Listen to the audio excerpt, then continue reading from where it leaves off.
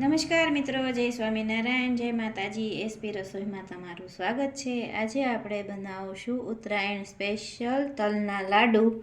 તો તલના લાડુ બનાવવા માટે મેં આ સફેદ તલ લીધા છે. 2 વાટકીના માપ પ્રમાણે તલ લીધા છે, જે વજનમાં 150 ગ્રામ તલ છે. જો આવી રીતે તલ લીધા છે અને 150 ગ્રામ ગોળ લીધો છે અને વાટકાના માપ પ્રમાણે 1 વાટકો ગોળ થશે. આ 150 ગ્રામ ગોળ લીધો છે અને આપણે પાયો લાવવા માટે આપણે 2 ચમચી ઘીનો ઉપયોગ કરશું. તો પહેલાં આપણે તલને શેકી લઈશું. આપણે રસોઈ શરૂ કરતાં પહેલાં જો મિત્રો તમે સબસ્ક્રાઈબ ન કરી હોય તો એસપી રસોઈને સબસ્ક્રાઈબ કરી બેલ આઇકન દબાવવાનું ભૂલતા નહીં, જેથી કરીને તમને મારી અવનવી રસોઈ જોવા મળે. તો આપણે પહેલાં તલને શેકી લઈશું. આપણે ગેસ ચાલુ કરી અને કઢાઈ ગરમ થાય પછી આપણે એને શેકવાના છે તલને. તો આપણે કઢાઈ મૂકી દીધી છે. કઢાઈને થોડીક વાર આપણે ગરમ થવા દઈશું, એટલે આપણા જે તલ છે એ ઝડપથી શેકાઈ જશે. આપણી કઢાઈ હવે ગરમ થઈ ગઈ છે. એમાં આપણે આવી રીતે તલને થોડાક શેકી લેવાના છે, એટલે તલમાં જે ઘાવર હોય અથવા તો તલ આપણા ક્રિસ્પી પણ થઈ જાય. તો આપણે આવી રીતે તલને શેકી લઈશું. હવે આપણે ગેસ થોડોક ધીમો કરી દઈશું. કઢાઈ આપણે ગરમ થઈ જાય એટલે પછી ધીમા ગેસે આપણે તલને શેકી લેવાના છે. આપણે ધ્યાન રાખવાનું તલ શેકતી વખતે કે તલ જે છે એ આપણા બળી ન જાય કે બ્રાઉન પણ ન થઈ જાય. તો આપણે આવી રીતે તલને થોડીક વાર શેકાવા દેવાના છે. જો આવી રીતે હમણાં આપણા તલ ફૂટે એટલે આપણે લઈ લેવાના એને. આપણે કઢાઈને આપણે ગરમ કરી લેવી ને એટલે આપણા તલ ફટાફટ શેકાઈ જાય. આપણે એને સતત હલાવતા જ રહેવાનું છે, નહીંતર આપણા તલ છે ને નીચે બેસી જાય. આવી રીતે આપણે તલને શેકવાના છે.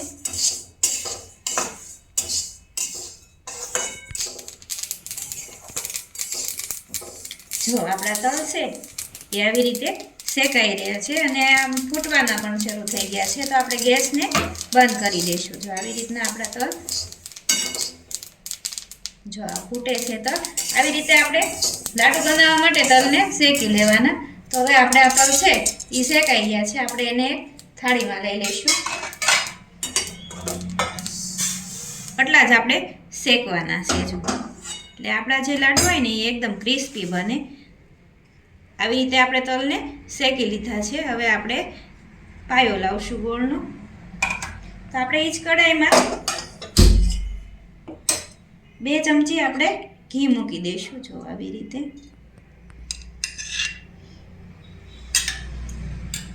ને હવે આપણે એમાં ગોળ જે લીધો હતો એ નાખી દઈશું. અને આપણે થોડુંક જ્યારે તલના લાડુ બનાવવાના હોય ત્યારે આપણે ગોળનો પાયો લાવવાનું ખાસ ધ્યાન રાખવાનું. આપણે આવી રીતે પહેલાં ગોળને ઓગળવા દઈશું. પછી ગોળ ઓગળી જાય પછી આપણે એને ધીમે ધીમે આપણો આ જે ગોળ છે એ પહેલાં આવી રીતે ઓગળી જશે. આ બધો જ ગોળ આપણો જે છે એ ઓગળી ગયો છે. આપણે આને આપણે આવી રીતે ધીમે ધીમે ધીમા ગેસ ઉપર એને મિક્સ કરતા રહેવાનું છે, એટલે આપણો ગોળ જે છે એને બળી ન જાય. આપણે આવી રીતે થઈ રહ્યો છે. હવે જો આપણે આ જે તલની ચીક્કી છે એના બનાવવા માટે આપણે આ 5 મિનિટ ગોળને આવી રીતે આપણે ઉકાળી લીધો છે. હવે આપણે એક માપ રાખવાનું, આવી રીતે ચેક કરી જોવાનું પાણીમાં કે આપણી બની ગયો છે કે નહીં. આવી રીતે આપણે ચેક કરવાનું કે આપણો જો ગોળ જે છે એ આવી રીતે તાર બનતો હોય તો હજી કાચો છે, તો હજી આપણે એને શેકાવા દઈશું.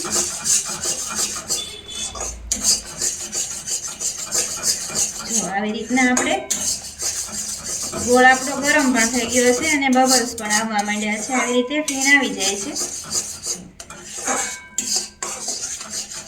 જો આપણે ફરી ચેક કરી લઈએ. જો આવી રીતે આપણે ફરી ચેક કરી લેવાનું છે. જો હવે આપણો જે ગોળ છે એ બનીને તૈયાર થઈ ગયો છે. જો હવે એમાં તાર બનતો નથી. આપણે એને 5 મિનિટ વધારે થવા દઈએ. આપણે લાડુ બનાવવાના છે એટલે એકદમ ક્રિસ્પી બને. તમારે જો કાયમ તમે બનાવવાની રીત હોય તો તમારે કંઈ ગોળને ચેક કરવો ન પડે. આવી રીતનો ગોળ થઈ જાય. જો પેલા ગોળ છે ને એ આપણે ફૂલી જશે આવી રીતે, અને પછી કલર બદલાઈ જાય એટલે આપણે ગોળનો પાયો આવી જશે આવી રીતે. હવે આપણો ગોળ જે છે એ આવી ગયો છે. આપણે ગેસને બંધ કરી દઈશું અને આપણે તલ નાખી દઈશું. જો આપણે આવી રીતે તલ નાખી દેવાના, આપણે મિક્સ કરી લેવાનું. તલ નાખવી ત્યારે આપણે ગેસને બંધ જ કરી દેવાનો, નહીંતર જે આપણા તલના લાડુ છે ને એ એકદમ કડક થઈ જશે, પોચા નહીં બને. જો આવી રીતે આપણે આવી રીતે મિક્સ કરી લેવાના. બધા જ તલને અંદર આપણે ગોળ મિક્સ થઈ જાય એ રીતે આપણે બનાવી લેવાના આવી રીતે. હવે આપણે એને કઢાઈને આપણે નીચે ઉતારી લઈશું. પછી આપણે થોડુંક એને ઠંડુ થવા માટે આપણે આવી રીતે હલાવી લેવાનું. જે થોડુંક આ મિશ્રણ ઠંડુ થઈ જાય ને પછી જ લાડુ બનશે, એ સિવાય તો આપણે હાથમાં પણ નહીં લઈએ કોઈ. એટલે આ મિશ્રણને આપણે થોડીક વાર 5 મિનિટ ઠંડુ થવા દઈશું. જો હવે આપણા જે છે તલ એ થોડાક ઠંડા પડી ગયા છે. આપણો જે આ ગોળનો પાયો છે એ થોડોક ઠંડો પડી ગયો છે. આપણે ચેક કરી લઈએ.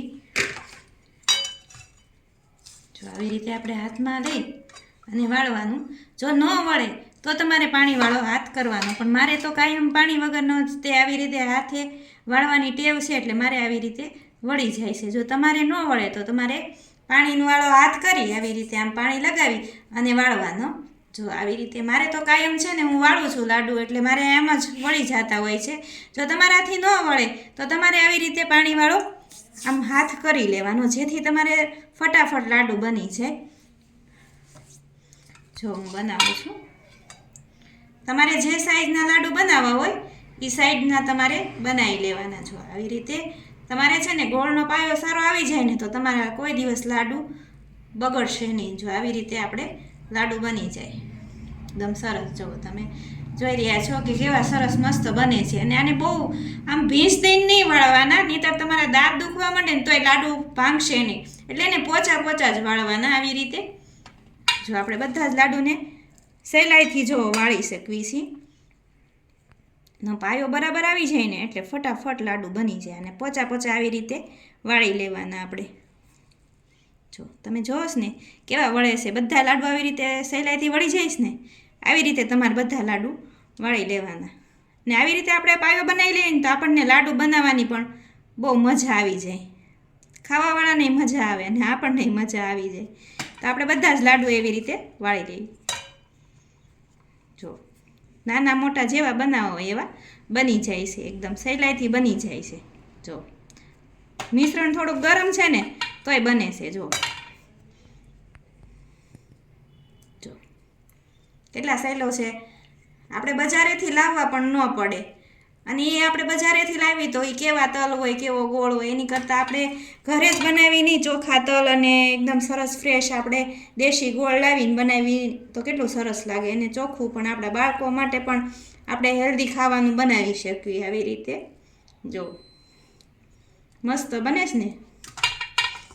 તમે જોઈ રહ્યા છો કે બધા જ લાડુ એકદમ સરસ રીતે બને છે. તો આપણે આવી રીતે બધા જ લાડુ બનાવી લઈશું. જો આપણા બધા જ જે તલના લાડુ બનાવ્યા હતા એ બધા જ બની ગયા છે. અને આ સહેલાઈથી બધા જ આપણે આવી રીતે લાડુ વાળી લીધા છે. જો બધા લાડવા આપણે બની ગયા છે આવી રીતના. અને મૂકી દઈએ સાઈડમાં. અને હવે આપણે લાડુને સર્વ કરીશું. જો કેટલા સરસ લાગે છે આ તલના લાડુ. આ ઉત્તરાયણ આવે ને ત્યાં તો બધા જ પતી જાય અને ફરીને બનાવવા પડે ને એવા લાડુ છે. જો કેટલા સરસ લાગે છે આ લાડુ. તો તૈયાર છે આપણા તલના લાડુ.